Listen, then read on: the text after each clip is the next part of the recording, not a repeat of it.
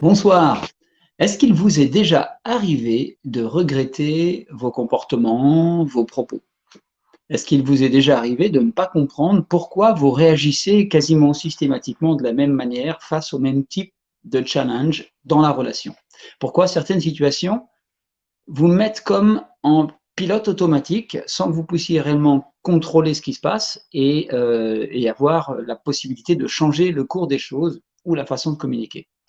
Si ça vous est arrivé, eh bien, ce que je vous propose ce soir, c'est d'explorer ensemble ce qui, selon moi, a tendance à contrôler nos comportements dans beaucoup de situations, et en particulier quand nous nous retrouvons dans des situations qui sont insatisfaisantes, que ce soit dans le monde professionnel, que ce soit dans la vie perso.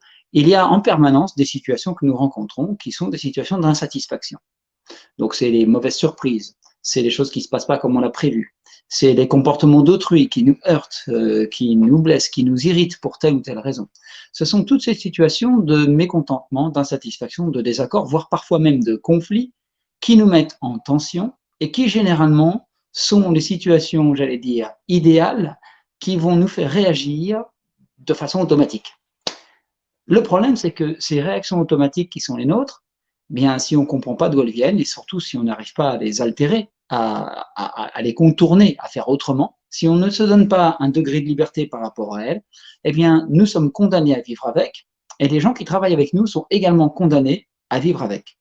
Ce qui, dans le monde du travail, quand on est entrepreneur, quand on est chef d'entreprise, quand on est manager, dirigeant, pose un problème, puisque finalement, les seules personnes qui sont capables de survivre à nos côtés, c'est ceux qui ont développé des stratégies d'adaptation à nos réactions automatiques, pour le meilleur comme pour le pire. Ça peut présenter parfois des avantages, mais ça présente aussi beaucoup d'inconvénients. Donc, afin de développer notre connaissance de nous-mêmes ici, dans nos réactions, et de voir un petit peu mieux la mécanique intérieure qui nous conduit parfois à nous comporter d'une façon qui est contraire à nos intérêts, eh bien, je vous propose cette exploration de ce soir. Alors, je le rappelle, ces vidéos, ces lives, pour moi, c'est quelque chose d'informel. On est ici dans une espèce de conversation sur un thème que je n'ai pas pris beaucoup de temps à préparer. On n'est pas ici dans une formation au sens propre, mais plutôt dans une dynamique d'échange autour d'un thème. Et donc, vos réactions, vos commentaires, vos questions, vos partages d'expérience sont les bienvenus. Et ça peut se faire soit dans les commentaires, soit en appelant au téléphone, ce qui permet parfois de dire plus de choses plus rapidement qu'en tapant des messages avec son petit doigt. Donc, je vais vous mettre un numéro de téléphone pour ceux qui souhaitent me parler au téléphone. Donc, ce soir, nous allons explorer ensemble, finalement, le lien entre nos comportements, nos émotions, nos perceptions, nos pensées, et quelque part, l'impact de notre modèle du monde sur notre façon de réagir, et notamment sur notre façon de réagir lorsqu'on se trouve dans des situations qui sont délicates. Alors, j'aimerais commencer par vous partager une petite histoire. Cette histoire, c'est une histoire qui m'est arrivée quelquefois avant que je comprenne ce qui se passe. Vous savez, je suis consultant indépendant, j'interviens dans le domaine de la qualité de la communication et de la prise de décision dans les équipes, et j'interviens aussi en tant que médiateur lorsqu'il y a des conflits en interne pour aider à trouver des solutions qui conviennent à tout le monde. Je suis indépendant et donc, bien sûr, de temps en temps, je vais rencontrer des clients et des prospects. Et ça, c'est quelque chose qui m'arrivait en prospection, dans certaines configurations, et je ne comprenais pas pourquoi. Qu'est-ce qui m'arrivait?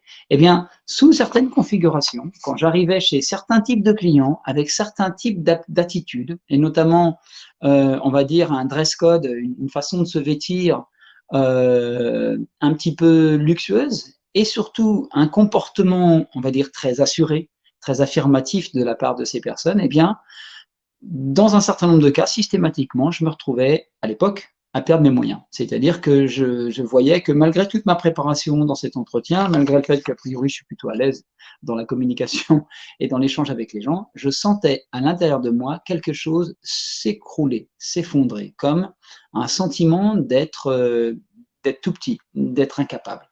Et sans que je puisse réellement l'analyser. Mais en tout cas, ce que je distinguais très très bien, c'est que je perdais toute crédibilité dans ma façon de me comporter, dans ma posture, dans mon regard, dans mes réponses, et je me retrouvais avec beaucoup de frustration dans la posture d'un petit enfant qu'on interroge en classe, voilà, qui est interrogé par le professeur face à la classe. Très, très embarrassant.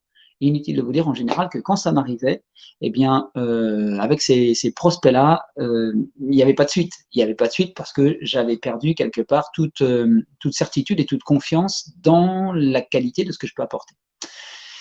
Et donc ça s'est reproduit plusieurs fois. J'imagine qu'il y en a certains d'entre vous qui vivent des choses un peu similaires ou qui ont vécu des choses un peu similaires. Ça s'est reproduit plusieurs fois dans ma vie jusqu'à ce que je me pose la question de savoir, mais ça vient d'où ça? Et d'abord, quels sont les déclencheurs? Qu'est-ce qu'il y a dans le contexte autour de moi qui déclenche à l'intérieur cette espèce d'effondrement psychologique qui fait que je ne tiens plus droit dans mes bottes sur ce que je peux apporter et sur la qualité de mon écoute aussi également.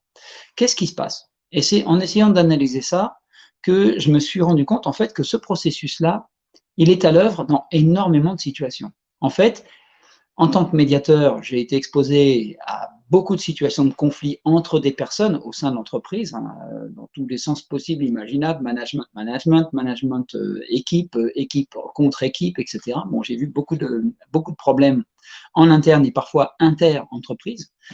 Et ce qui est apparu pour moi, c'est que dans la plupart des situations de conflit, il y a des facteurs aggravants, c'est-à-dire qu'il y a des catalyseurs qui vont être mis dans la relation et qui vont faire empirer les choses. Et dans ces catalyseurs, dans ces éléments inflammables qu'on peut mettre dans la conversation, en général, il y a quoi?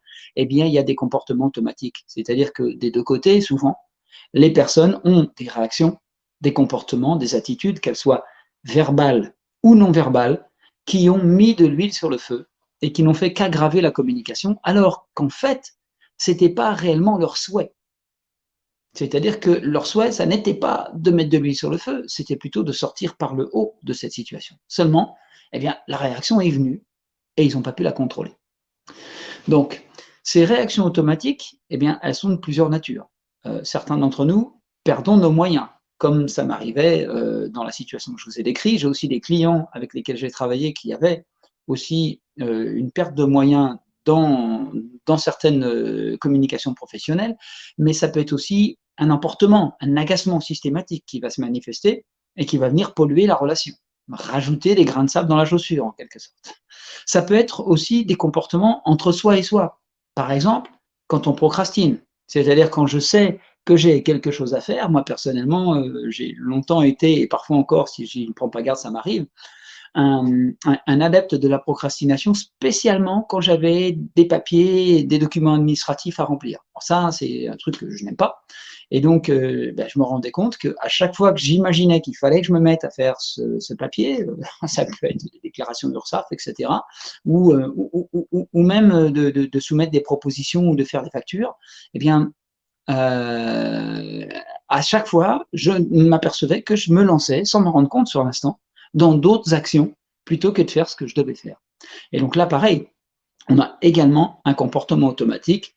J'imagine que ce que je raconte ici, ça parle à un certain nombre d'entre vous. Et puis, il y a aussi les situations dans lesquelles on n'ose pas, ou les situations dans lesquelles systématiquement on se met, et on ne peut pas s'en empêcher, à dire à l'autre ce qu'il devrait faire, comment il devrait se comporter. Et inévitablement, ça crée aussi de la pression dans la relation.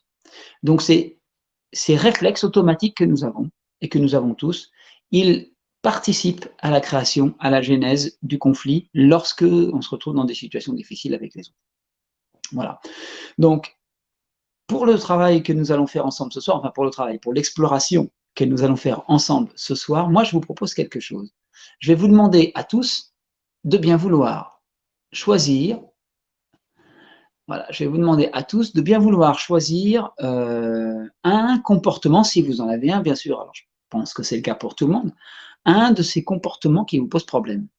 Ce truc que vous faites, qui n'est pas dans votre intérêt, qui vous nuit souvent, d'accord, mais que vous ne pouvez pas vous empêcher de faire, que ce soit de la procrastination entre vous et vous, ou entre vous et les autres. Je vais vous demander de choisir un comportement. Pas la peine de me de l'expliciter ici pas la peine de l'expliciter dans les commentaires, hein, mais je vous demande de suivre le fil de ce que je vais partager avec vous ce soir. Moi, je vais essayer de décrypter toute la chaîne d'action qui conduit à ces comportements automatiques pour qu'on puisse distinguer ensemble d'où ils viennent. Qu'est-ce qui se produit à cet instant-là? Ok? Tout simplement parce que d'abord c'est fun de faire ça, c'est super intéressant d'explorer l'humain et son fonctionnement, mais également parce que si on comprend ce qui se passe à l'intérieur de cette espèce de boîte noire de mes réactions automatiques, si on comprend ce qui se passe à l'intérieur, alors, eh bien, étant plus informé, on est plus à même de pouvoir le moduler lorsqu'on se retrouve dans des situations avec les autres. Donc ça a un intérêt. Et puis on se posera la question de savoir, est-ce qu'il y a des moyens de contourner ça? Comment est-ce qu'on se décroche de ces réactions automatiques? Comment est-ce qu'on clame sa liberté par rapport à des habitudes qui peuvent être contraires à nos intérêts? Voilà. Surtout quand ça met nos équipes, notre entreprise, nos fournisseurs en tension inutilement et que ça rajoute dans leurs relations des choses qui sont désagréables pour tout le monde au final et qui vont faire ralentir l'efficacité de l'entreprise dans laquelle nous sommes impliqués. Voilà.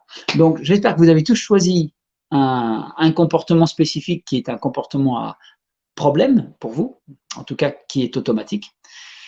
Et la question, c'est, j'imagine que vous sentez bien que c'est quelque chose qui pousse, qui vient là et qu'on ne peut pas arrêter. C'est-à-dire, on le constate, on le voit se décliner, on le voit se mettre en œuvre et on réalise qu'on a mis en place juste après. Alors attention, hein, nous avons souvent des mécanismes de défense pour maintenir un ego positif, une image positive de nous-mêmes. Souvent, on va avoir tendance à minimiser ces réactions automatiques en se disant bah, après tout, je suis comme ça, c'est pas si grave, je l'avais décidé, j'ai réagi comme ça parce que c'est moi qui ai voulu réagir comme ça. C'était important que je le fasse, alors qu'on sait très bien en fait qu'on se ment dans ces moments-là, qu'on est juste en train de défendre l'image qu'on a de nous-mêmes pour pas être trop affecté. Donc attention à nos mécanismes de défense. Bien, donc on sent que là, il y a quelque chose qui pousse. Et question, quel est le point commun entre toutes ces situations où se déclenchent des réactions automatiques? C'est quoi le point commun juste avant, dans les secondes qui précèdent le déclenchement de la procrastination, de l'irritation, du jugement, le déclenchement de ne pas oser, le déclenchement de la perte de moyens? Juste avant, qu'est-ce qui se produit? Le point commun entre toutes ces situations, c'est quoi à l'intérieur de la personne, d'après vous?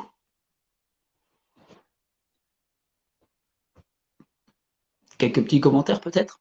D'après vous, quel est le point commun à cet instant-là? Qu'est-ce qui se produit dedans?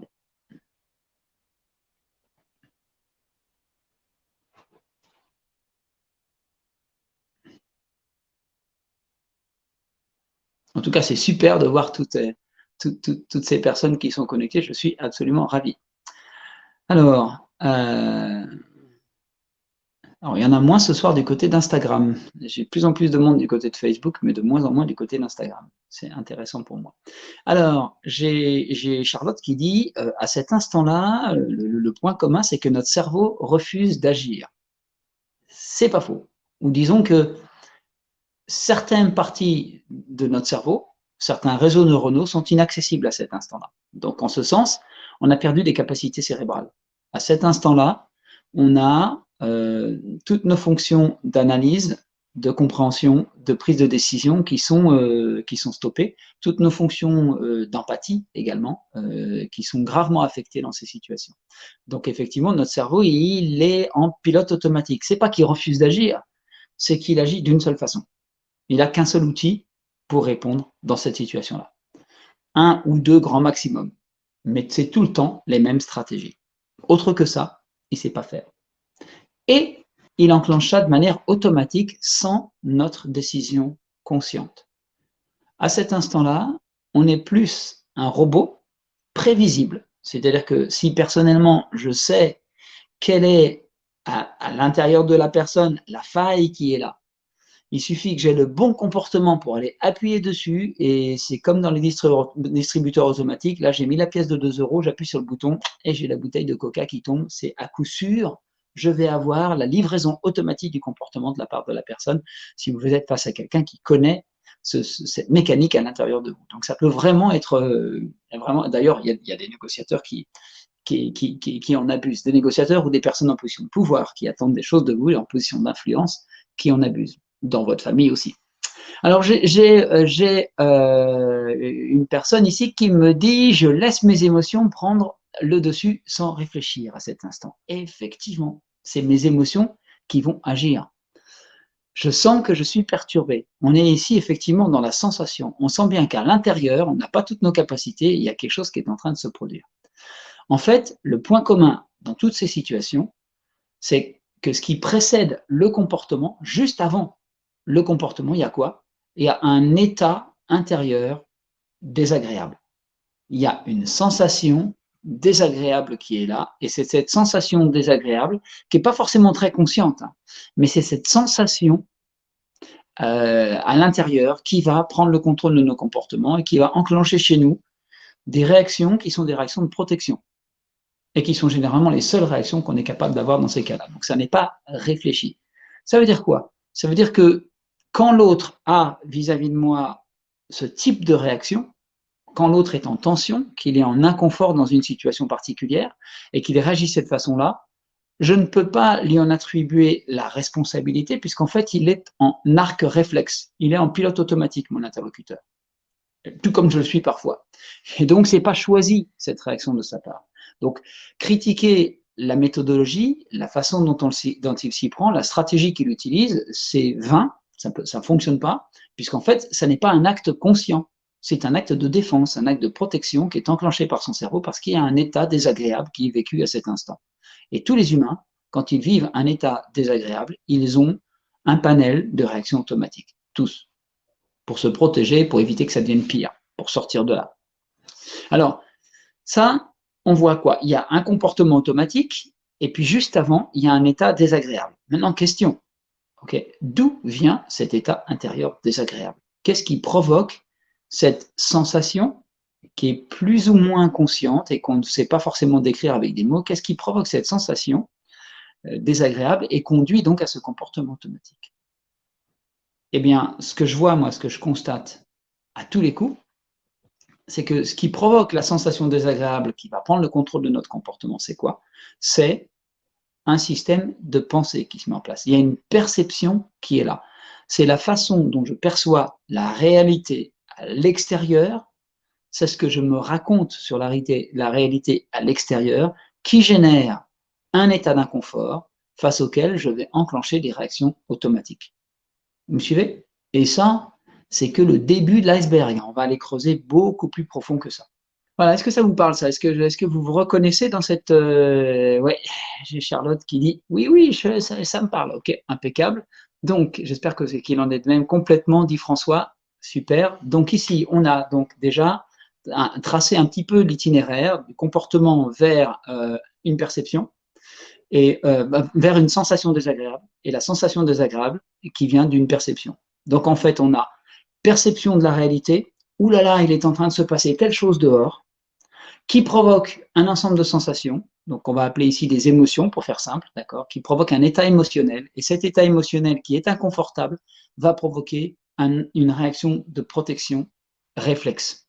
Ok, évidemment, me dit-on, on perçoit toujours la réalité avec notre subjectivité. Effectivement. Alors, cette réalité, c'est quoi? Cette réalité, c'est qu'à cet instant-là, il y a une pensée. En fait, dans un cerveau humain, adulte, c'est-à-dire après, on va dire après l'âge de, à mon sens, après l'âge de 7, 8, 10 ans grand maximum, dans un cerveau humain adulte, il n'y a jamais d'effet seul. Il y a tout le temps une lecture des faits. Il y a tout le temps une pensée qui est là. Alors, vous pouvez réfléchir à tout ce que vous voulez. Il n'y a pas une seule chose que vous percevez. Vous percevez un stylo, vous percevez une fleur, vous percevez une bouteille, une tasse, n'importe quoi. Il n'y a pas une seule chose que vous percevez, y compris les comportements des autres, qui soient des faits à l'état brut. Les choses que vous percevez sont traduites en temps réel par votre cerveau qui met du sens dessus. Ok? En fait, tout ce que nous vivons, tout ce que nous voyons à l'extérieur, ce n'est pas des choses, c'est des pensées sur les choses. Je vais prendre un exemple. Vous voyez une jolie rose sur le bord du chemin quand vous passez. D'accord? Si vous remarquez la rose, en fait, ce qui va se passer dans votre cerveau, il y aura très rapidement une sensation physique face à la couleur, à la forme de la rose, etc., qui va immédiatement se transformer en un discours intérieur. C'est quoi? C'est une rose. Oh, elle est belle cette rose. Est-ce qu'elle sent bon, etc. Il y a tout un discours intérieur. Donc la rose n'est pas l'objet que vous croisez, c'est l'objet que votre cerveau fabrique avec son discours intérieur. C'est la même chose dans les relations avec les autres. Si à un moment donné, quelqu'un dans une réunion de travail, par exemple, a une attitude qui me paraît une attitude amie, d'accord? Ce que mon cerveau perçoit, ça n'est pas juste les expressions faciales, éventuellement le petit sourire, la personne qui s'incline vers moi, c'est pas ce qu'il voit, mon cerveau. Mon cerveau, il va se dire, ah, cette personne est en train de m'apprécier ou au moins d'apprécier mes idées, mes propos. Ok? Inversement, si j'ai un petit froncement de sourcil, une personne qui prend un air dubitatif, qui se met par exemple à croiser les bras, etc., je peux très facilement être en train de me fabriquer une réalité à cet instant-là qui va me dire cette personne, elle est en désaccord, ou elle est mal à l'aise avec ce que je suis en train de raconter, ou pire, elle est jalouse, elle m'en veut, elle va chercher à me provoquer, elle va me challenger, etc. Donc à tout instant, je ne suis pas dans la réalité, je suis dans une lecture de la réalité. Il n'y a rien que nous croisons qui ne soit pas de la pensée. Ok, je vous invite à faire le petit exercice là. Regardez euh, ce live, ce que je suis en train de raconter. En fait, vous n'êtes présent qu'à ce que vous prenez, vous, et ce que vous êtes en train de vous dire sur ce que je suis en train de raconter. C'était là qu'à cet instant ici, toutes les personnes qui m'écoutent, Karine, Charlotte, Cathy, etc., Fabrice, Caroline, Isabelle, ça, tous, vous êtes dans votre monde à vous, vous n'êtes pas en train d'avoir la même présentation, le même live exactement. Ça vous parle spécifiquement par rapport au discours que vous avez vis-à-vis de moi. Et là-dedans, dans votre discours, il y a plein de choses. Il y a ma tête, mes lunettes, ma coiffure, la façon dont je suis habillé, le décor derrière, les propos que j'utilise, ma façon de parler, toutes ces choses-là définissent une réalité que votre cerveau est en train de vous raconter en temps réel, très rapidement. Ok? Donc, il y a une pensée qui est là. Mais alors, du coup, cette pensée qui est là et qui crée un état émotionnel, bah, d'où est-ce qu'elle vient? Alors, attention, dans les situations que j'évoquais, qui sont des situations de réaction automatique, l'état émotionnel qui est provoqué par la pensée, ça va toujours être un état désagréable, mais ça marche aussi dans l'autre sens. C'est-à-dire que si ça provoque une sensation agréable, eh bien, ça va provoquer chez moi des réactions qui vont être des réactions plutôt amicales, enthousiastes, de proximité, d'intimité avec la personne qui est en face, par exemple. Ou alors, ça va me donner envie de passer à l'action. Ok? Donc, mais là, ce qui m'intéresse, c'est que ça crée un état intérieur désagréable. Ok? Alors, je vais prendre un petit exemple. Si je reprends la situation que j'évoquais tout à l'heure avec mes prospects, je rencontre un prospect et il s'avère que cette personne a l'air extrêmement assurée, très confiante en elle, très affirmative. Si en plus elle est habillée un petit peu classe, eh bien, il y a une partie de moi qui, pour des raisons qui viennent de mon histoire, va me raconter une histoire, des histoires sur cette personne. Et dans les histoires que je me raconte sur cette personne, c'est elle est arrogante, elle ne m'écoute pas, elle en a rien à faire de ce que je raconte, elle a mieux réussi que moi, elle n'a pas besoin de mon aide, etc. Vous voyez, ça va très très vite. Et donc à cet instant, quand j'ai ces pensées dans ma tête, ces pensées créent cette sensation d'effondrement qui est à l'intérieur de moi. Je vaux rien, j'ai rien à apporter, cette personne est plus forte que moi. Et donc à cet instant-là, c'est littéralement de la comparaison qui se passe dans ma tête. Et la comparaison, on a bien appris à le faire à l'école, puisque quelque part c'est le jeu. Hein. On est noté, on est comparé aux autres en permanence. Donc nous sommes tous programmés pour nous comparer aux autres. Et ça, c'est un phénomène qui se produit extrêmement souvent dans les relations et qui peut nous poser vraiment des problèmes. Du coup, on a cette pensée qui est là, mais cette pensée, c'est quoi une pensée? Ça vient d'où? C'est-à-dire, comment je la construis, cette pensée? Comment est-ce qu'elle se fabrique à l'intérieur de moi? Vous vous êtes déjà posé la question de ça? Comment est-ce que j'en arrive à me dire à un instant donné, cette personne ne me fait pas confiance, ou cette personne est jalouse, ou ça, je ne vais pas y arriver à m'en sortir avec ces papiers administratifs que j'ai à préparer, ça va me prendre un temps pas possible. Ces petites choses que je me raconte dans ma tête qui créent ces états intérieurs, d'accord? Comment je les fabrique? Eh bien, à force de regarder des gens dans des tas de situations de conflit, à force de débobiner les nœuds qui se produisent dans les relations, déjà en interne chez les personnes, puis avec les autres, eh bien, je crois, moi, avoir distingué un petit peu d'où ça vient. Alors, d'où ça vient, ça? Puis je m'appuie un petit peu aussi sur quelques lectures, quand même, sur quelques apprentissages et quelques formations. En fait, qu'est-ce qui crée la pensée? Qu'est-ce qui vous dit que ce qui est en train de se passer dehors est dangereux pour vous? Et donc, que ça vous met en état de défense et en réaction automatique? Eh bien, c'est une traduction des événements. C'est-à-dire que pour qu'il y ait cette pensée, il faut que les données qui sont perçues par mon cerveau soient traduites en un sens qui, là, va être un sens négatif. Ouais. Ça veut donc dire que les informations que je perçois, ça veut dire que les informations que je perçois, les comportements de la personne, ses propos, d'autres éléments du contexte, vont être traduites dans mon cerveau en un ensemble de petites phrases, de petits commentaires ou d'images qui fabriquent ma réalité. Ça va, ça vous parle?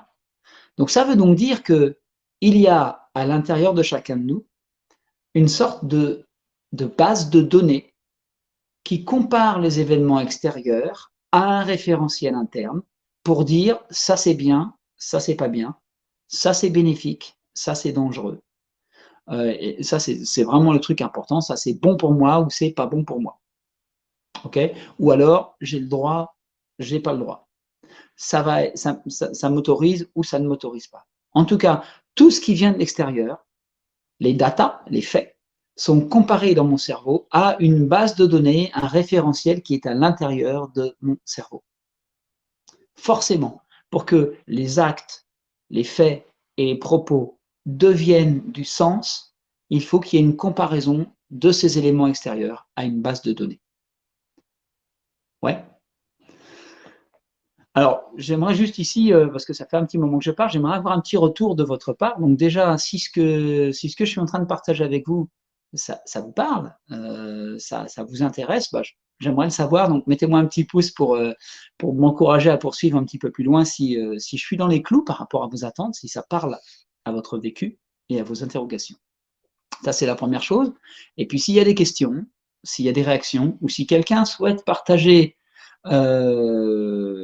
sa situation et ses propos avec nous, eh ben, il est bienvenu de le faire au téléphone. Je vous rappelle le numéro de téléphone pour ceux que ça intéresserait. Si vous m'appelez au 07 55 87 41 76, eh bien, je répondrai, je vous mettrai sur speakerphone et on peut entendre votre témoignage, vos questions ou vos réactions. Voilà. Je répète le numéro 07 55 87 41 76. Si vous souhaitez nous rejoindre à l'audio, bah c'est sympa aussi quand il y a quelqu'un qui partage une expérience à l'audio. Alors, j'ai quelques retours ici. Voilà. Toc. Alors, est-ce que cela remonterait à l'enfance, demande Charlotte. Eh bien, justement, on va le voir. Effectivement, il y a inévitablement un lien, un lien avec notre enfance. C'est ce qu'on va explorer ensemble ici. Donc, je vois qu'il y a des doigts levés, il y a des gens à qui ça parle. Impeccable, super, grand merci. Il y a même plusieurs pouces levés, ça fait plaisir. Là, c'est carrément l'ovation. Alors, j'ai ici, on me dit, un système de protection interne qui n'est pas toujours négatif et qui nous protège depuis des milliers d'années. Nous ne pouvons pas nous empêcher d'interpréter le réel. Et effectivement, c'est une question de survie pour nous d'interpréter le réel. Alors, merci pour ce commentaire. Euh, ça se fait malgré nous, effectivement. Ça nous parle. Et c'est un système de protection où c'est absolument impératif que nous ayons ce système. Donc, qu'est-ce qui se passe en fait? Eh bien, le but de notre cerveau, ou d'une certaine partie de notre cerveau, qui est liée très fortement à notre cerveau émotionnel, donc à la zone limbique du cerveau, on va dire, euh, son rôle, c'est quoi? C'est de lire rapidement l'environnement pour le transformer en sens par rapport à notre sécurité. C'est pour ça que c'est important, comme le disait Fabrice ici très justement, c'est très important ce système de sécurité, ça fait des milliers d'années qu'il existe, c'est-à-dire qu'il faut que je sois très rapidement capable d'anticiper les situations, en tout cas de les comprendre rapidement pour pouvoir décider d'une course d'action s'il y a besoin de me protéger. Du coup, c'est un mécanisme de survie qui est présent. Et en fait, on ne peut pas s'empêcher de filtrer les faits, les éléments de data, les informations, pour fabriquer un modèle du monde. Et chacun vit dans son modèle du monde. Alors en fait, notre modèle du monde à chacun est différent puisque nous avons des vécus et nous nous sommes construits de manière différente dans les environnements où nous avons grandi, donc dans la petite enfance, ce qui rejoint le commentaire de Charlotte. Tout se passe dans la petite enfance. OK? Donc on va continuer notre exploration ici. Moi, ce que je vois en entreprise et dans les relations humaines, effectivement, c'est que ce qui se joue à cet instant, ce qui construit nos pensées, c'est une traduction en temps réel des éléments. Et cette traduction, elle ne se fait pas n'importe comment, elle se construit sur quelque chose qui est absolument essentiel, c'est cette base de données qui nous habite. Alors j'aimerais rentrer encore plus en profondeur. Vous voyez, on passe de comportement à état émotionnel intérieur, d'état émotionnel à notre système de pensée, notre perception, de notre perception aux données et comment ces données sont interprétées pour prendre du sens. Alors je vous le rappelle quand même pour information, les seules données dont nous disposons en tant qu'humains pour donner du sens à notre environnement, c'est les données qui nous sont données par nos cinq sens. C'est-à-dire tout ce que je vois, tout ce que j'entends, tout ce que je ressens physiquement, tout ce que je sens au niveau de l'odorat et tout ce que je goûte au niveau du goût. Ce sont les seules données que nous avons pour donner du sens à l'environnement. Et vous remarquez que pour notre survie globale, nous utilisons nos cinq sens, mais quand on en vient à la relation humaine et à la connexion avec les autres, quand on doit travailler avec des gens, eh bien, l'olfactif, ça joue pas du tout quand on est en vidéoconférence. Donc, au jour d'aujourd'hui, il y a une particularité dans la communication humaine au quotidien, c'est que nous avons perdu l'odorat. Et l'odorat, par le jeu des phéromones, ça joue dans les relations. Il y a parfois des fuites ou des exclusions qui se produisent entre les gens, simplement, déjà, des fois sur la physionomie, mais aussi sur les odeurs et sans qu'on s'en rende compte. Donc la partie olfactive disparaît, c'est-à-dire que les alliances ou les oppositions olfactives disparaissent, on ne peut plus se sentir à travers un écran. D'accord? Mais de toute façon, dans la communication humaine, c'est une partie qui est quand même relativement maigre aujourd'hui, dans nos environnements très élaborés où on parle de choses complexes. Donc, sur les 5 éléments d'information qui nous permettent de donner du sens à notre contexte, dans la relation au quotidien, quand je travaille avec des équipes, quand je travaille avec des gens, ou avec des fournisseurs, des collaborateurs, eh bien, qu'est-ce qui se passe? On a l'auditif très très fort et on a le visuel très très fort. Le reste, les trois autres facteurs, tout ce qui est la sensation physique, dans la plupart des métiers, on se touche peu. Alors bien sûr, si c'est deux danseurs qui préparent un spectacle, là, j'ai rien dit. Effectivement, le toucher va être extrêmement important. Mais dans la plupart des métiers, le toucher ne va pas être important. Le goût va être inexistant dans la relation et l'odorat éventuellement un tout petit peu. Donc nous n'avons que 2 dimensions sur les 5 pour donner du sens à ce qui se passe lorsque nous sommes en relation avec les autres. Et donc donner du sens à notre environnement à partir de 2 types d'informations, c'est une prise de la réalité qui est très très faible en fait. Et c'est pour ça, à mon sens, que la communication humaine est aussi difficile. C'est pour ça qu'on croit se comprendre, on croit qu'on sait ce qu'on dit et on croit que les autres comprennent ce qu'on dit. En réalité, on en est très très loin parce que l'autre en face, il a que 2 canaux d'information sur lesquels il va aller pêcher de l'information et ça va très très vite, mais ça ne fait pas un gros faisceau d'évidence, si vous voulez. Voilà. Donc, c'est ces 5 signaux qui sont traités par notre cerveau pour donner du sens en temps réel. Voilà. Alors, la question maintenant, c'est si on remonte encore plus en amont. Si on remonte encore plus en amont, qu'est-ce qui fabrique ce système de référence? Eh bien, mon hypothèse ici, c'est la suivante. C'est que chacun d'entre nous, nous sommes arrivés dans un monde que nous ne connaissions pas, dans lequel le risque de mourir, de disparaître était très très fort. La naissance est un véritable challenge pour le bébé. C'est une lutte à la vie, à la mort. Et on ne sait pas ce qui va passer derrière. D'accord? Donc quand l'enfant arrive au monde, il n'a pas le mode d'emploi. Mais ce qu'il sait, c'est qu'il va devoir survivre dans cet environnement et que pour survivre en plus, il ne peut pas compter sur lui-même. Il faut qu'il compte sur les adultes qui vont prendre soin de lui, sur ses parents, a priori. D'accord? Donc, j'arrive dans un monde que je ne comprends pas et des gens qui connaissent ce monde, qui en connaissent les règles du jeu, vont prendre soin de moi. Donc, qu'est-ce qui va se passer là, inévitablement, dans le cerveau du petit mammifère que nous sommes, afin de comprendre notre environnement et de nous y adapter au plus vite, afin d'être en mesure de le lire et de le comprendre, nous avons un seul impératif à la naissance. C'est quoi? C'est de comprendre les règles du jeu de cet environnement. Et à partir de cet instant-là, tout bébé, nous sommes en observation permanente de l'environnement, en captation permanente de ces 5 signaux pour essayer de comprendre ce qui se passe et de l'apprivoiser pour pouvoir fonctionner dans cet environnement. Et donc, dans cet environnement, nous allons être particulièrement sensibles aux règles du jeu, c'est-à-dire quelles sont les règles du jeu qui font que ceux qui sont passés avant moi, mon papa, ma maman, puis plus tard mes instituteurs peut-être, etc., ou institutrices, eh bien, qu'est-ce qui fait que ces gens-là ont survécu? Donc, je vais être très très attentif aux règles du jeu. Et les règles du jeu qui me sont données, c'est ça qui va constituer ma base de référence, mon système de référence, mon système de guidance pour le reste de ma vie. Donc, je dirais, moi, qu'entre zéro et peut-être même déjà in utero, peut-être, et en tout cas sur la fin, sur les derniers mois, et l'âge de 8-10 ans, on va imaginer à peu près, durant cette période-là, et ça corrobore les travaux d'un certain nombre de psychiatres et de psychologues, hein, en tout cas d'un certain nombre d'écrits, ça ne veut pas dire que c'est vrai, mais en tout cas, je ne suis pas le seul à dire ça, entre 0 et 10 ans, certains disent même entre 0 et 6 ans, tout va s'écrire. C'est-à-dire que nous allons emmagasiner, écrire à l'intérieur de nous-mêmes, dans notre cerveau, les règles du jeu de l'environnement. Ce qui marche, ce qui ne marche pas, ce qui est propice à notre survie et ce qui n'est pas propice à notre survie. Nous allons inscrire tous ces référentiels à l'intérieur de nous-mêmes. Alors, ces référentiels, ils viennent de 2 sources. Il y a les référentiels qui nous sont donnés par nos parents et par la société d'une façon générale, donc ensuite par l'école. Ça, c'est toutes les choses qu'on ne doit pas. Alors là-dedans, il faut être poli, il faut apprendre à pas dire la vérité quand elle peut blesser l'autre. Donc on commence à cacher des choses. Par exemple, on va apprendre que c'est pas bien de dire à sa grand-mère qu'elle pue de la bouche ou à la voisine qu'elle est pas belle.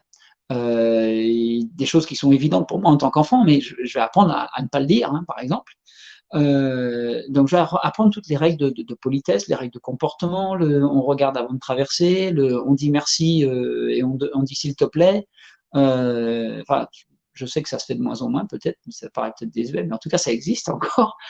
Toutes les règles sociales, tout ce qui est bien et propice à ma survie, et notamment à ma survie dans un cadre social, je vais l'apprendre, je vais apprendre ces règles de ma culture familiale. Et donc, bien sûr, la famille dans laquelle nous sommes, la culture dont nous venons va beaucoup nous colorer. Par exemple, il n'y a pas longtemps, je discutais avec un de mes clients qui est à l'origine, qui vient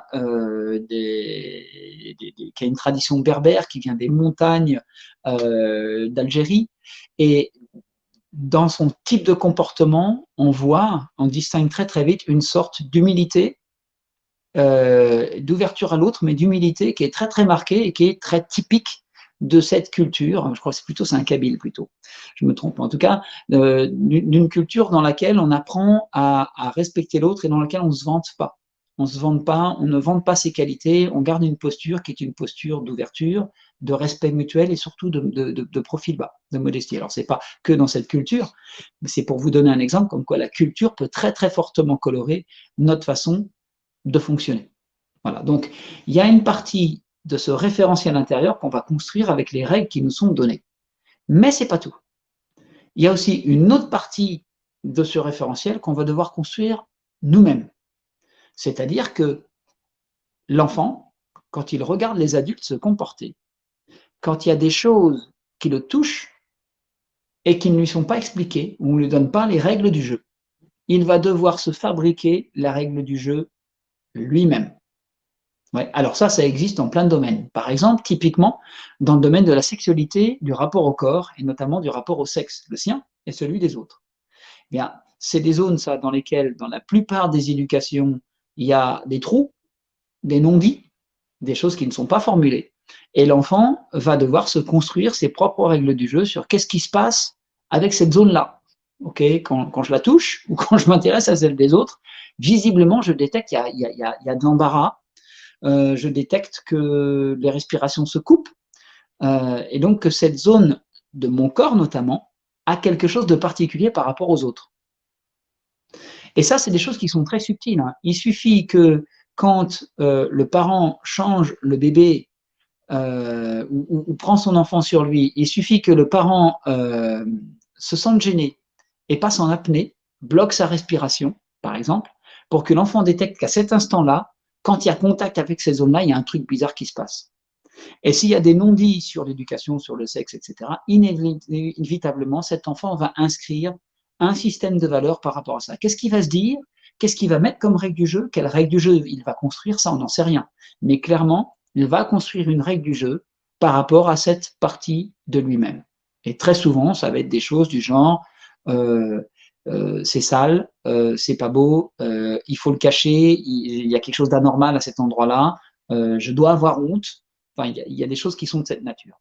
Alors, j'ai pris l'exemple de la sexualité, bien sûr, mais il y en a plein d'autres. Par exemple, imaginez que un parent soit gêné par l'attitude de son enfant vis-à-vis des voisins ou des amis ou de la famille, mais qu'il ne l'explicite pas. Eh bien, la gêne que le parent va ressentir, c'est-à-dire cette espèce de blanc un petit peu embarrassé qui peut se passer parfois dans certaines situations familiales, l'enfant, lui, il le détecte. Et si les adultes n'y donnent pas du sens, son cerveau, quand il est encore petit, a comme impératif de donner du sens à cette chose-là. C'est-à-dire à chaque fois que je sens qu'il y a un endroit où il pourrait y avoir du danger, où il y a de l'inconnu, où il y a de l'embarras, à cet instant-là, il faut que j'inscrive une règle du jeu sur ce que j'ai constaté. Donc, par exemple, j'avais constaté que ça peut devenir il y a quelque chose qui ne va pas chez moi. C'est-à-dire qu'à chaque fois que je m'exprime ou que j'exprime mes talents ou que j'essaye de faire telle ou telle chose, les adultes autour, et notamment ceux qui m'ont mis au monde, qui sont mon système, ma base de confiance, réagissent avec une espèce de gêne. Ça veut dire qu'il y a quelque chose qui ne va pas chez moi. Okay, donc ça peut construire un système de croyances qui va être des croyances sur ma personne. Il y a quelque chose d'inadéquat chez moi quand je fais ça. Je ne dois pas exprimer ce genre de choses. Je ne suis pas bon à cette chose-là. C'est comme ça, par exemple, qu'on apprend qu'on est bon ou mauvais en histoire, en géo, en maths, en français, etc. C'est à travers les réactions qu'on a de notre entourage. Et principalement les adultes, plus que les frères et les sœurs, à mon sens, c'est plus les adultes et surtout les parents, en tout cas ceux qui éduquent l'enfant. Voilà. J'espère que ça vous parle. Donc, ce qu'on voit ici, c'est qu'en fait, notre système de référence à l'intérieur, c'est un ensemble de croyances. C'est des croyances sociales qui me sont données par mes parents, par ma culture familiale et par la société, d'accord? Et c'est des croyances personnelles que je me suis fabriquées parce que j'ai bien dû m'expliquer les choses qu'on ne m'a pas expliquées dans mon environnement. Ouais. Alors, dans les croyances personnelles que je me construis, eh bien, il va y avoir trois sortes de croyances, trois sortes de discours.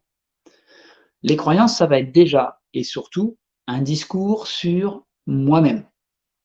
Ça va être des croyances comme je, je m'en sors toujours, ou je suis super bon avec les maths, avec l'arithmétique, ou ça peut être des croyances positives, hein, ou je suis reconnu quand je m'exprime, on m'écoute, ou j'ai le droit de dire comment je me sens. Mais à l'inverse, ça peut être des croyances négatives sur soi. Et très souvent, c'est des croyances négatives, comme je ne suis pas capable, je n'intéresse personne, je n'ai pas le droit de montrer mes émotions, je suis trop faible, je suis défaillant, je ne suis pas capable, je suis trop petit, j'y arriverai jamais, je suis nul, etc., etc. J'ai pas le droit, je ne suis pas aimable, j'ai pas le droit d'être aimé, on ne peut pas m'aimer. Toutes ces choses-là sont des systèmes de croyances qui me concernent. Et c'est toutes des croyances qui s'inscrivent dans la tête de l'enfant comme résultantes de situations qu'on ne m'a pas expliquées. Et que peut-être les adultes n'ont pas vu, hein, parce qu'on ne peut pas tout voir, être présent à tout et tout expliquer. Mais en tout cas, c'est des situations dans lesquelles je me suis donné cette explication à propos de moi. Si ça se passe comme ça, c'est à cause de moi. C'est comme ça, par exemple, que certains enfants sont convaincus qu'ils sont responsables du divorce de leurs parents, par exemple. Parce que s'il n'y a pas de dialogue là-dessus, eh bien le dialogue que les adultes auraient pu donner va être remplacé par un dialogue interne qui est c'est moi qui suis trop, c'est moi qui suis trop nul. Je ne sais pas garder papa avec maman ou maman avec papa, d'accord? Et donc je suis défaillant dans les relations avec les autres. Je ne sais pas faire. Et ça, on le retrouve à l'âge adulte. C'est-à-dire que moi, quand je travaille avec des gens en accompagnement personnel, souvent, je travaille avec des gens que j'accompagne parce qu'ils veulent s'améliorer dans la façon dont ils abordent les situations avec les autres, dont ils communiquent avec les autres. Et bien, quand on travaille sur la communication avec les autres, on va aller forcément à un moment donné affleurer ce système de croyances qu'on a bâti sur nous-mêmes. Et si la personne se dit je suis nul, ou je ne suis pas capable, ou je ne sais pas me faire comprendre, il y en a des tonnes. Hein. Si la personne se raconte ça, quand elle se raconte cette chose, quand cette croyance s'active, cette croyance, elle va participer à la création de la réalité, c'est-à-dire la pensée, la perception qui va être là, va être colorée par cette conviction intérieure, par cette croyance, et cette pensée va générer l'état émotionnel qui va prendre le contrôle du comportement. Vous voyez, donc, ce que je vois, moi, à l'œuvre, quand je travaille avec des gens sur leur relationnel, c'est sans arrêt cette même mécanique. C'est-à-dire que ce qui est dit et ce qui est entendu à l'extérieur est jugé à l'intérieur par comparaison avec ses croyances. Et ces croyances, à cet instant-là, elles s'expriment et elles créent une pensée, un ensemble de pensées qui crée ma réalité, ma perception. Donc, encore une fois, je me trouve rejeté. Encore une fois, on m'aime pas. Encore une fois, je suis inadéquate. Encore une fois, j'y arriverai jamais. Ouais. Donc, je vous disais, il y a 3 types de croyances. Il y a les croyances sur moi. Donc, en général, c'est je suis trop ou je suis pas assez. Ça ressemble souvent à ça. Ensuite, il y a les croyances sur les autres. Parce que bien sûr, pour survivre, il faut trouver sa place socialement, il faut pouvoir être reconnu et contribuer à avoir sa place. Donc, il y a toutes les croyances relationnelles qui ont trait aux autres. Ça peut être, je ne peux pas faire confiance aux autres. On me trahit systématiquement. Les gens sont jaloux de moi. Les autres sont méchants. Euh, ce qui correspond à je suis trop gentil, donc je me fais avoir, etc. Donc il y a les gens n'écoutent pas. Ou ça peut être des croyances sur certaines personnes. Les riches sont comme ci, les pauvres sont comme ça, les noirs sont comme ci, les juifs sont comme ça, etc. Tous ces systèmes de croyances sont des choses qui nous viennent de notre culture principalement. Les croyances sur les autres sont très souvent, à mon sens, colorées par la culture familiale et par l'éducation, okay, par les médias aussi, quelque part. Donc, croyances sur moi, croyances sur les autres, et puis il y a des croyances sur les choses, des croyances sur l'environnement. Par exemple, il y a des tas de croyances sur l'argent. On ne trouve pas de l'argent sous le sabot d'un cheval. Il faut travailler dur pour en avoir. Euh, euh, L'argent, quand on en a, on le gâche et on fait n'importe quoi. L'argent, c'est méchant. Enfin, il y a tout un tas de choses sur l'argent, par exemple. Il y a des croyances sur le travail. Il y a des croyances sur les relations hommes-femmes, etc., etc. Et puis après, il y a des croyances sur l'entreprise, des croyances sur la politique, des croyances sur tous les systèmes dans lesquels nous évoluons en tant que personnes dans notre réalité. Voilà, donc des croyances sur moi, des croyances sur les autres et des croyances sur les systèmes avec lesquels nous interagissons. Et ces croyances qui sont à l'intérieur de moi, elles se sont cristallisées quelque part entre 0 et 10 ans. Et qu'est-ce qui se passe ensuite? Eh bien, à partir de là, cette base de référence en permanence est sans arrêt sollicitée par les situations que je vis. Les situations sont comparées à cette base de référence, et si je vois quelque chose à l'extérieur qui vient résonner avec une de ces croyances, ah, c'est encore quelqu'un de telle ethnie, donc c'est normal qu'il se comporte comme si. C'est quelqu'un qui a telle profession, donc c'est normal que, etc. Donc ça va donner du sens, et les pensées créent l'état intérieur qui prennent le contrôle de mon comportement.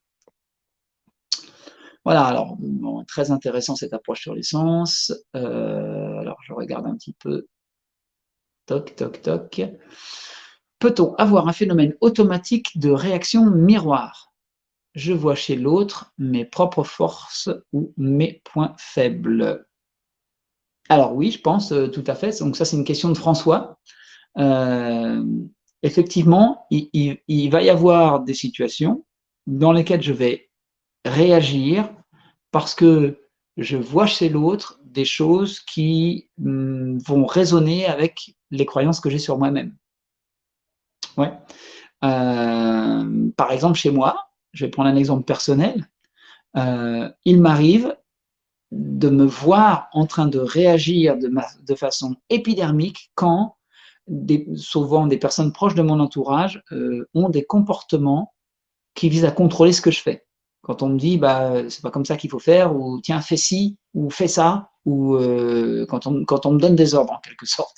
Donc quand on veut me contrôler, quand on veut me donner des ordres, en général ça crée une réaction épidermique, mais j'ai bien conscience que cette réaction épidermique, elle va taper sur un endroit à l'intérieur de moi, d'accord, un système de croyances qui a trait à ma compétence. Est-ce que je sais faire? Est-ce que je sais faire tout seul? Et qu'il y a un discours très ancien chez moi, que j'ai soigné à plusieurs reprises, hein, mais c'est des choses qui se soignent un peu en spirale, on les retrouve à plusieurs moments dans sa vie.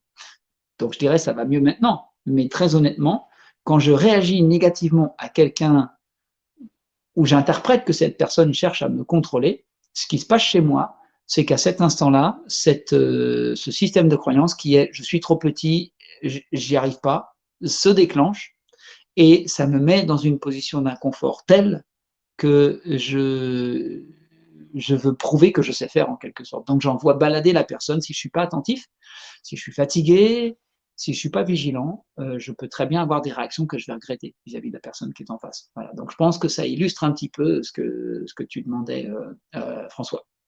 Voilà. Est-il possible de se soustraire à nos croyances sans en créer d'autres en substitution? Alors, bah, c'est une bonne question. À mon sens, il est tout à fait possible de se soustraire de ses croyances. C'est d'ailleurs ce qui se passe quand on a une psychothérapie qui est réussie. Alors, l'acte psychothérapeutique, il existe de plein de façons, il y a plein de techniques qui existent. Je ne suis pas persuadé que le psychologue, lorsqu'il travaille avec quelqu'un, sait exactement ce qu'il fait.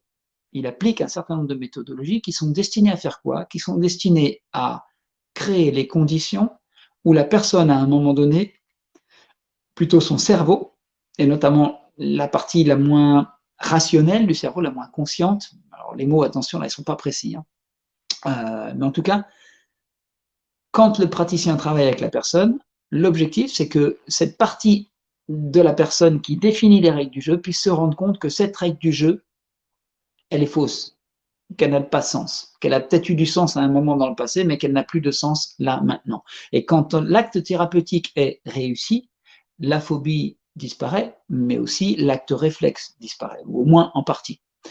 Alors, le problème, c'est que souvent, certains de nos comportements sont provoqués non pas par une croyance, mais sont provoqués par un faisceau de croyances. Par exemple, si vous avez une croyance qui dit je suis nul, et une croyance qui dit je ne suis pas capable, ça semble être la même chose, mais neuronalement, à mon sens, c'est deux clés de voûte, deux pierres différentes dans mon édifice personnel. C'est-à-dire que non seulement il faudrait désactiver le je suis nul, mais il faudrait aussi désactiver le je suis pas capable, parce que ça ne veut pas dire exactement la même chose pour le cerveau, pour mon cerveau d'enfant quand j'étais tout petit. C'est pas exactement la même syntaxe, donc c'est pas exactement le même sens.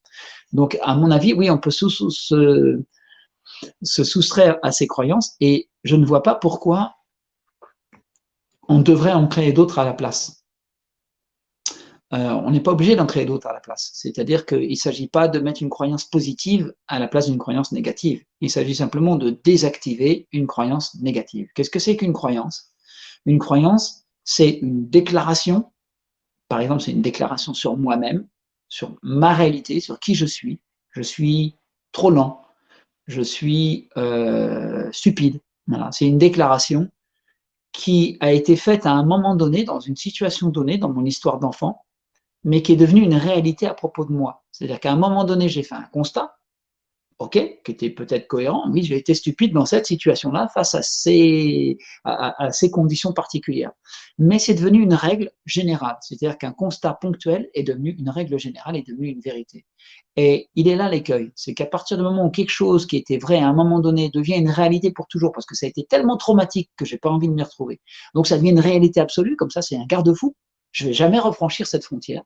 À partir du moment où cette petite phrase à l'intérieur de moi est une vérité absolue, mon cerveau va bloquer systématiquement quand je me trouve dans une situation où cette croyance va être déclenchée. Une situation qui va challenger ma capacité à faire face, par exemple, à montrer mon intelligence. Et donc c'est comme ça que, par exemple, certaines personnes que j'accompagne sont brillantes en privé, mais dès qu'elles se trouvent dans une position où elles doivent exprimer leur savoir et leur savoir-faire en public, par exemple, elles vont complètement s'éteindre, elles ne peuvent pas trouver leur logique et présenter les choses de façon construite, tout simplement parce qu'à cet instant, il y a cette vérité absolue qui s'allume et qui dit ah non, non, non, non, non, non, attention, toi, t'es pas assez intelligent, hein, t'es trop stupide. Donc ne va surtout pas t'exposer, ne prends pas ce risque. Ok. Donc le problème, c'est pas qu'il faut remplacer cette croyance par une autre croyance. Le problème, c'est qu'il faut simplement désactiver dans le cerveau la valeur de vérité que ce postulat a pris. Voilà, je crois qu'il y a eu un petit problème sur Instagram. J'ai perdu la connexion un petit moment. Voilà, sur Instagram, si vous êtes toujours là, merci de me faire un petit coucou. Voilà, alors substituer les premières négatives par des croyances positives. Ben non, encore une fois, je vois pas le besoin d'aller mettre des croyances positives à la place d'une croyance négative. Ce qui est important, moi, ce que je constate quand je travaille avec certains de mes clients et qu'on désactive certaines croyances, parce qu'il y a des techniques qui permettent de tenter de faire ça. Alors, il n'y a pas de garantie de résultat, hein, c'est comme en psychothérapie, ça va le faire, ou alors ça va pas le faire. La personne, elle va comprendre des choses, mais le déclic, la valeur de vérité de cette croyance ne va pas s'enlever. Donc, des fois, ça le fait, des fois, ça le fait pas. Mais si on arrive à enlever la valeur de vérité et que cette déclaration sur moi-même devient juste des mots, une déclaration, mais n'est plus une réalité existentielle qui me caractérise en tant qu'individu, si c'est plus vrai dans l'absolu, à cet instant-là, tout simplement, l'arc réflexe disparaît. C'est-à-dire que la personne ne va plus ressentir ce blocage, cette humiliation, cet effondrement à l'intérieur. C'est notamment ce qui se passe pour moi dans le domaine professionnel. C'est-à-dire que la problématique que j'ai décrite au début en termes de prospection, une fois que la croyance est identifiée et qu'on a travaillé dessus et qu'elle a été désactivée, ce qui est le cas pour moi, en tout cas, plusieurs croyances ont été désactivées sur cette chose-là, eh bien, c'est maintenant très difficile. Je ne dis pas que c'est impossible, hein, mais c'est très difficile pour moi enfin, c'est très difficile que la posture de la personne me fasse perdre mon aplomb dans une situation de négociation, une situation de prospection. Parce que la vérité ne s'allume plus. Éventuellement, ça me passe par la tête, il y a cette pensée qui est là, mais ça n'est plus que des mots. C'est pas vrai cellulairement dans mes mémoires, dans mon cerveau, à propos de Dominique. Donc c'est ah tiens, je suis en train de me dire ce truc-là, et hop, je peux, par des techniques de gestion du stress, me remettre en condition de performance sans que ce postulat prenne de la place et sans avoir à le remplacer par une idée positive du genre je suis le meilleur, je suis super, machin, etc. Personnellement, je crois pas trop à l'impact de la pensée positive. Je crois que la pensée positive, la croyance positive, c'est bon, des mots qu'on se raconte, et souvent quand on se les raconte, on ne fait que renforcer le truc négatif qu'on essaye d'enlever. Donc je me méfie beaucoup, beaucoup, beaucoup de la pensée positive. Après, je suis ouvert à être contredit là-dessus, hein. Voilà. Mais ça, c'est un avis personnel. Donc on a ici identifié toute la chaîne d'action, c'est-à-dire que quand on vient au monde, on se construit un système de référence, une partie nous est donnée par notre environnement, une partie on la construit nous-mêmes sur toutes les zones où on se pose des questions, où on sent qu'il y a un inconfort, et on construit un référentiel qui nous concerne et qui concerne les autres, et parfois certaines des structures dans lesquelles on doit évoluer, la famille, les relations, le travail. Voilà.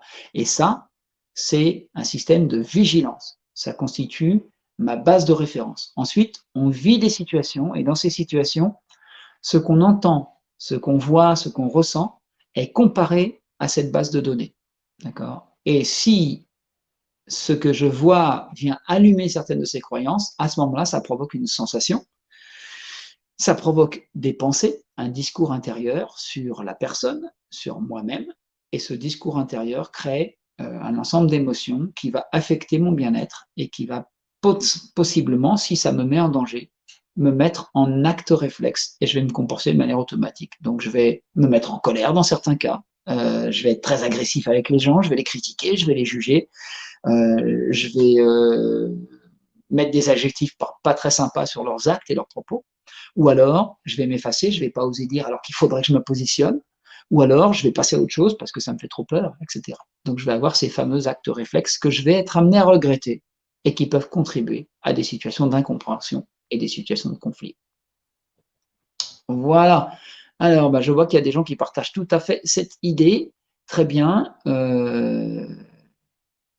Alors, comment substituer la voilà. Alors, donc j'ai Caroline qui dit comment, quand on a compris ce qu'on se raconte, comment se défaire de cette idée. Alors, à ma connaissance, c'est très difficile de se défaire de cette idée tout seul, même quand on a compris la chaîne de réaction.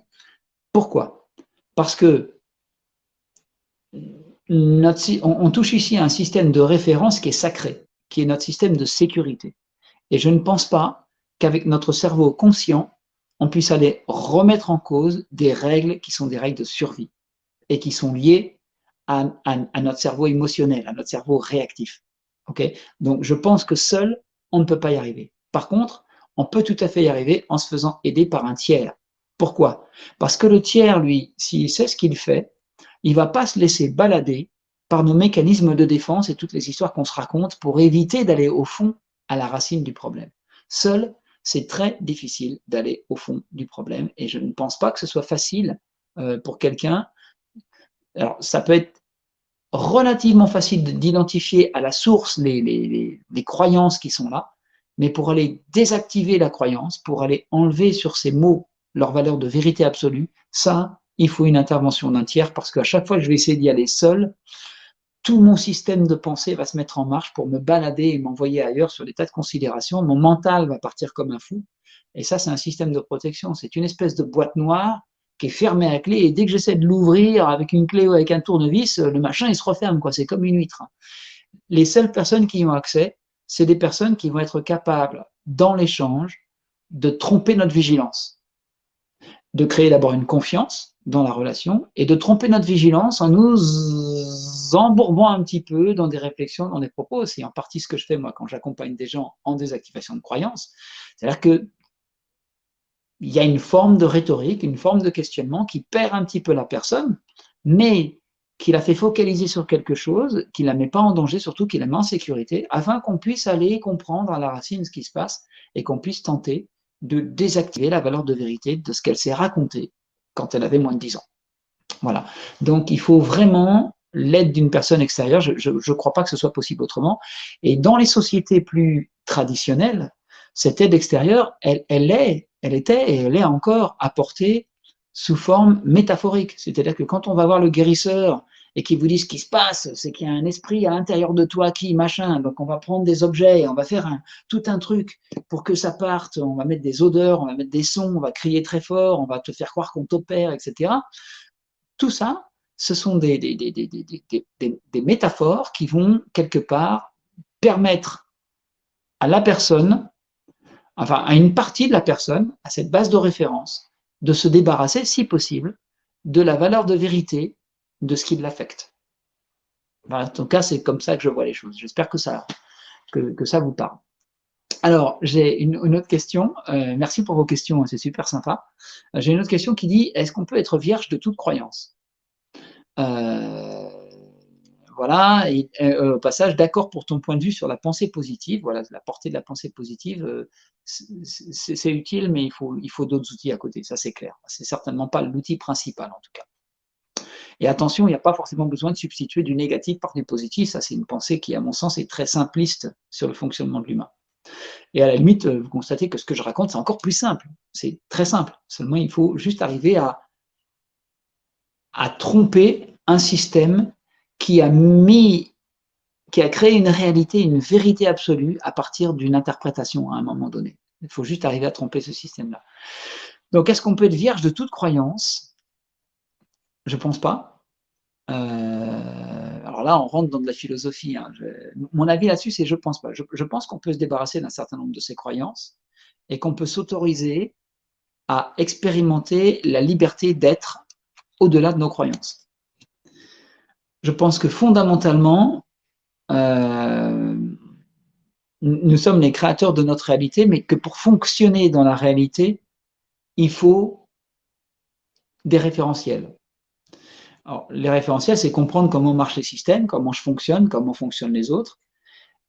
Plus mes référentiels ils sont proches de la réalité, de comment fonctionne vraiment l'humain, plutôt que les croyances que j'ai sur l'humain, plus je vais être efficace dans ma façon d'interagir avec l'environnement. Et donc, plus je vais être efficace aussi dans mon leadership. Moi, ce qui m'intéresse beaucoup, c'est les leaders, c'est les chefs d'entreprise, les dirigeants. Pourquoi? Parce qu'ils ont un impact énorme sur les autres. Et puis parce que pour mener un projet à bien, il faut être capable de se créer des alliances avec les cerveaux humains. Et les cerveaux humains, ça fonctionne comment? Ça fonctionne comme ça, celui du dirigeant et celui de son équipe.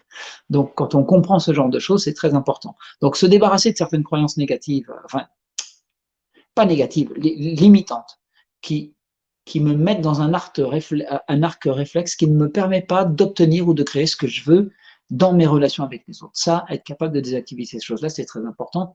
Maintenant, vivre sans croyance, je ne pense pas que ce soit possible. Et je pense que quelqu'un qui vivrait sans croyance, il serait totalement libre, mais il n'en aurait rien à faire de tout. C'est-à-dire qu'il pourrait facilement s'affranchir de toute contrainte. Sans croyance, il n'y a plus forcément de référentiel, de jugement de valeur, etc. Il n'y a plus de bien, de mal. Il y a. Voilà. Alors, c'est peut-être bien, hein, peut-être qu'arriver dans un espace où ce qui est, et j'ai aucun jugement dessus, c'est pas bien, c'est pas bien, peut-être que c'est un état idéal. En tout cas, la crainte que j'ai, c'est que ça m'empêche de réagir. Par exemple, quand il y a des actes de violence envers autrui, quand on fait souffrir d'autres personnes sciemment, en plus, clairement, moi, ça va réveiller chez moi des réactions qui sont liées à mes systèmes de croyances. Et cela, j'y tiens parce que j'ai la croyance qu'en ayant ce système de croyances et en essayant de le partager, on fait du bien au monde, aux autres et à l'environnement. Mais je peux me tromper. Peut-être que s'il n'y avait pas cette croyance, il n'y aurait même pas besoin, il n'y aurait peut-être même pas en premier lieu ces comportements violents autour de nous. Je me perds un petit peu dans mon discours, j'espère que ça a quand même du sens. Voilà. Bien, donc au final, nous avons ici décortiqué ce qui, d'après moi, constitue la base de nos réactions automatiques. Ces réactions automatiques qui parfois nous embêtent, sont comme des échardes dans notre chaussure qui font qu'on va avoir mal sur le chemin de la réalisation de nos rêves, sur le chemin de nos collaborations.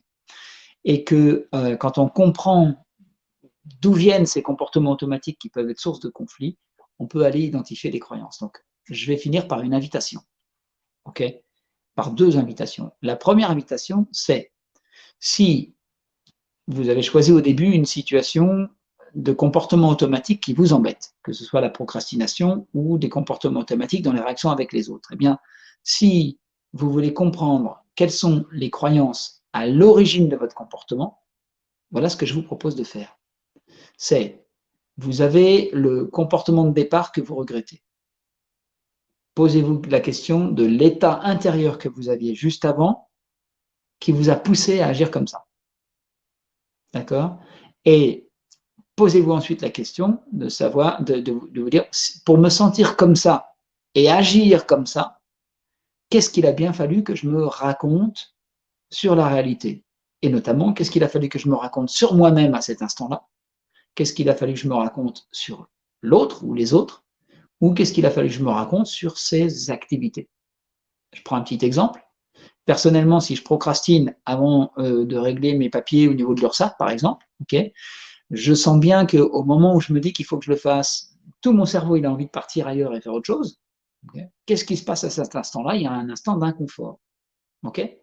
Donc mon comportement de fuite, de procrastination, vient d'un comportement d'inconfort. Qu'est-ce qu'il faut bien que je me raconte pour agir comme ça et me sentir aussi mal quand je dois faire les papiers. D'accord? Et bah, pour moi, ce qui remonte, c'est que je ne sais pas faire. Je vais faire des erreurs. D'accord? Et je peux très très bien identifier cette croyance comme venant d'événements traumatiques qui, pour moi en tout cas, remontent à l'école et aux devoirs que j'avais à faire à partir du moment où j'étais sur des choses où il y avait des chiffres. Ça s'est pas très bien passé pour moi avec l'apprentissage des maths, et en particulier à l'école avec certains enseignants quand j'étais petit. Ça a commencé très très tôt. Et je peux vous garantir qu'à partir du moment où il y a un truc à faire, où il faut mettre des chiffres, il faut vérifier qu'on n'a pas fait d'erreur, qu'on a fait la bonne déclaration, qu'on n'a rien oublié, qu'on a bien calculé, etc., systématiquement, il y a un je ne sais pas faire qui est là. D'accord? Alors, là, c'est une bricole, hein, ce que je vous raconte. C'est quelque chose qui est en grande partie résolu aujourd'hui, que je peux voir venir et que j'ai en partie désactivé. Mais clairement, la question à se poser pour savoir quelles sont les croyances, c'est qu'est-ce qu'il a bien fallu que le bonhomme, la bonne femme que je suis se raconte à l'intérieur pour se sentir comme ça et réagir de cette façon-là. Et là, je vous invite à faire la liste. Vous vous posez, vous vous dites, voilà, je suis dans cet état, j'ai pas envie d'eux, j'ai peur de faire ce truc-là. Qu'est-ce que je me raconte sur moi déjà? Je suis trop ceci, je suis pas assez cela, je suis pas capable, je sais pas faire, nana, je suis nul en ça. Qu'est-ce que je me raconte sur les autres? Les gens sont, l'autre est comme ci, l'autre est comme ça, il va pas me faire confiance, il va me trahir, d'accord? Ou alors, cette activité est. Alors, moi, dans mon cas, il y a aussi, cette activité est une perte de temps, d'accord? Et également, dans mon cas aussi, cette activité, là je parle de mes papiers, notamment mes déclarations URSSAF, cette activité est un contrôle de quelqu'un qui m'oblige à faire un truc parce que je dois lui rendre compte. Et ça rejoint ma problématique de contrôle. Vous voyez? Donc, vous voyez un petit peu comment on est construit. Donc, en se posant la question sur les croyances qui sont à l'origine de mes comportements, un, on se connaît mieux. Deux, déjà, on est capable de prendre un petit peu de hauteur. Donc ça, c'est le premier engagement que je vous demande de faire. Sur le comportement que vous avez choisi, posez-vous ces questions et essayez de noter tous les discours intérieurs qui sont des petites phrases très courtes sur vous-même ou sur les autres principalement, voire sur cette activité. Et puis, autre chose que je vous propose de faire, c'est si vous voulez vous débarrasser de ces comportements réflexes et de ces états intérieurs qui vous contrôlent, eh bien l'idée c'est d'aller travailler sur cette croyance. Et donc, prenez cette croyance et je vous invite à aller voir quelqu'un pour vous faire aider. Et ce quelqu'un, ça peut être un psy, ça peut être un coach, ça peut être un hypnothérapeute, ça peut même éventuellement être, je pense, un sophrologue. Il y a des tas de techniques qui existent, mais choisissez quelqu'un avec lequel vous allez parler de ce truc qui apparaît à l'intérieur de moi, ce que je me raconte, qui provoque un état intérieur, qui prend le contrôle de ma personne. J'aimerais bien créer de la liberté par rapport à ça. Et notamment en hypnose ou en accompagnement personnalisé, il y a des choses que d'autres personnes peuvent faire qui vont vous aider à vous débarrasser de certaines de ces croyances. En tout cas, ça vaut le coup d'essayer parce que quand ça fonctionne, c'est vraiment plutôt sympa. Je peux vous dire que j'ai certains clients, certaines clientes qui explosent de rire aujourd'hui quand j'échange avec eux et qu'après coup, je réévoque les croyances qu'ils avaient à un moment donné, et quand on parle de cette croyance, mais, et qu'on l'a désactivée, mais des fois la personne dit c'est pas possible, c'est incroyable que j'ai pu croire ce genre de truc à un moment donné de ma vie et que ça ait contrôlé mon comportement avec les autres dans ma boîte pendant tout ce temps. C'est pas possible. Voilà, donc on réalise parfois à quel point nous sommes, j'allais dire, verrouillés dans nos comportements sur des petites choses toutes bêtes qui sont apparues comme des réalités à un âge où on ne pouvait pas comprendre l'environnement avec la finesse qu'on peut avoir quand on est un adulte. Donc ça, c'est source de liberté et je vous invite à aller conquérir cette liberté. Voilà. Alors je vais conclure ici sur cet échange. J'aimerais juste, en terminant, avoir un petit retour de votre part. Donc si cette présentation, cet échange vous a plu, si ça vous a parlé, si vous en voulez plus, et aussi, surtout, si vous avez des idées d'autres sujets qu'on pourrait aborder ensemble, eh bien, merci de me les mettre en commentaire ou de me les envoyer éventuellement par email.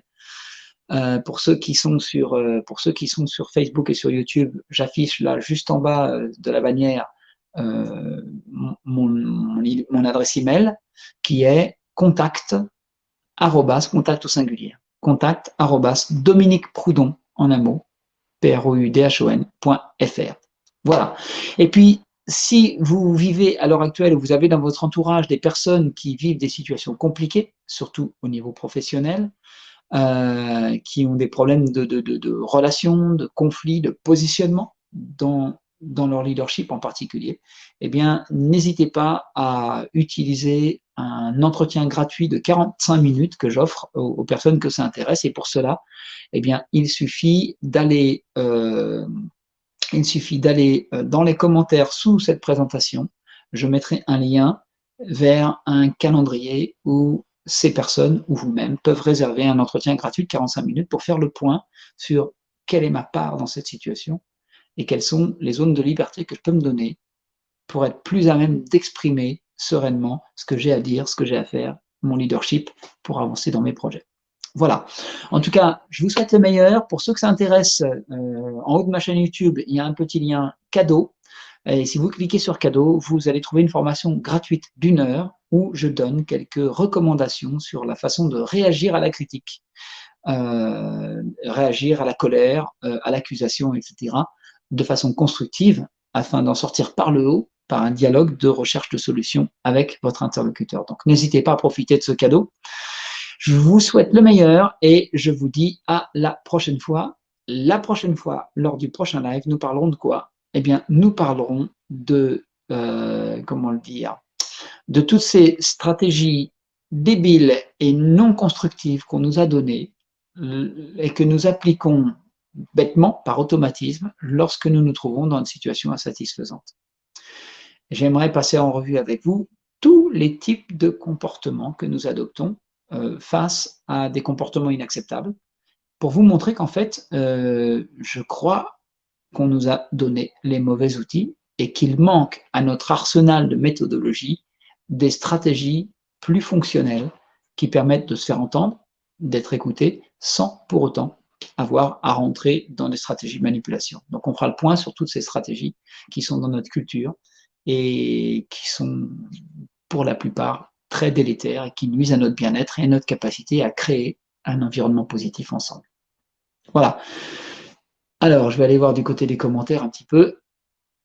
Merci, merci, merci. Merci beaucoup, instructif et dense. C'était très clair. Merci beaucoup, Dominique. C'était très bien. Merci. Super. J'ai plein de commentaires sympas. Ça fait vraiment plaisir. Merci de vos commentaires.